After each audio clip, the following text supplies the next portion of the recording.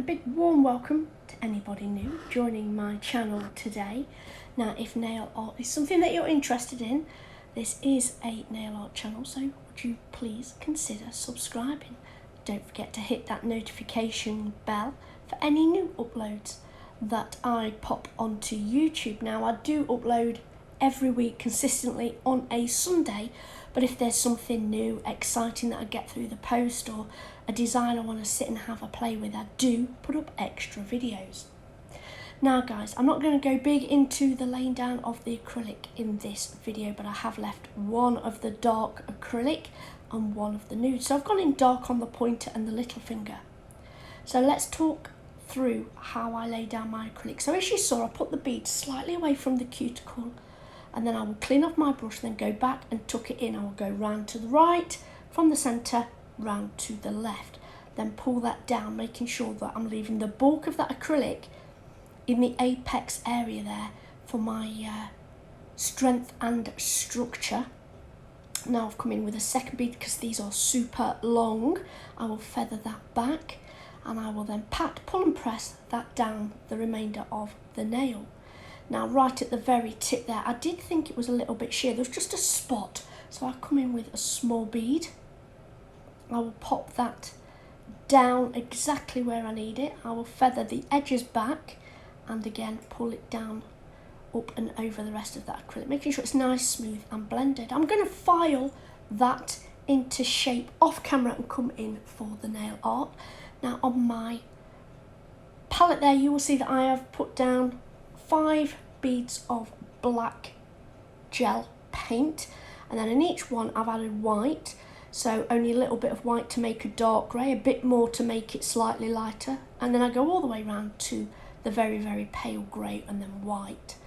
So I'm going to do a half moon shape in the black.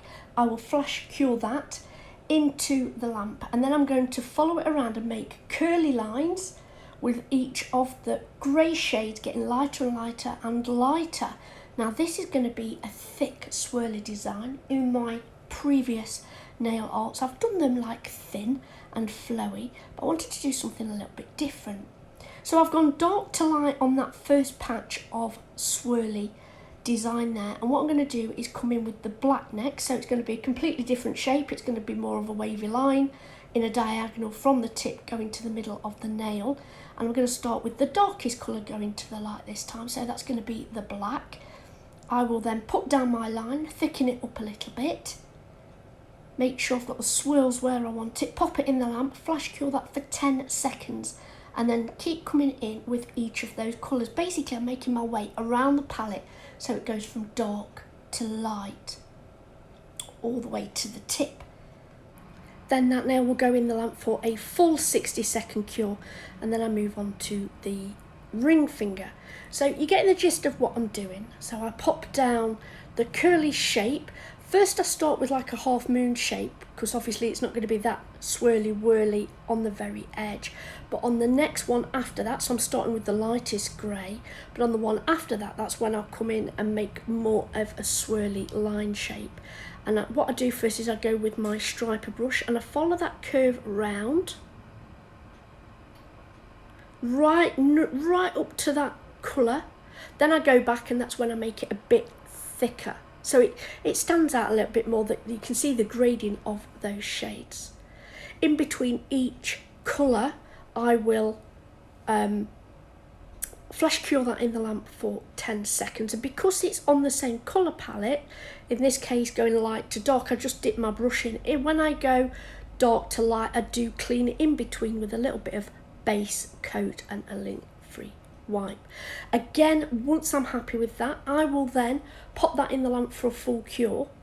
Now we're going to add some gems. Now I've pulled out the gem gel, Ugly Duckling, and I'm going to pop it on the black. So I lay down a bead there, and then I will just very finely smooth that out into a V going towards the cuticle area. You can see what I'm doing here, but I will have a small bead at the very tip of that triangle shape, and that's where my pointer gems in the black are going to go. Now I did pull out some crystal gems, but I didn't want that to deter away from the nail art, those beautiful swirly lines that we've already done.